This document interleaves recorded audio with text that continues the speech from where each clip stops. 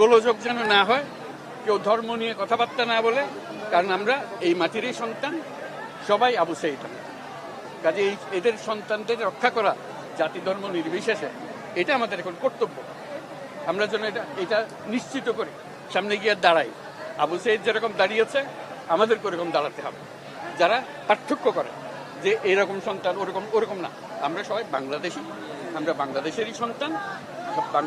আবু সাঈদের মা সবার মা, এবং সবার মা আবু সাঈদের মা।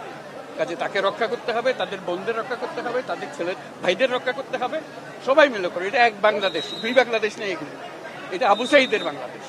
এই আবু সাঈদের বাংলাদেশে কোনো ভেদাভেদ নেই। কাজে আপনাদেরকে তো অনুরোধ, যে যেখানে আছেন ওই আবু সাঈদের বা যারা যারা আছে যেখানে আছে তাদেরকে তো রক্ষা করুন, কোনো রকম গোলযোগ হতে দেবেন না। আজকে যে আসলাম এখানে, এটা স্মরণ করেন, আমরা যাতে এটা বাস্তবায়ন করতে পারি।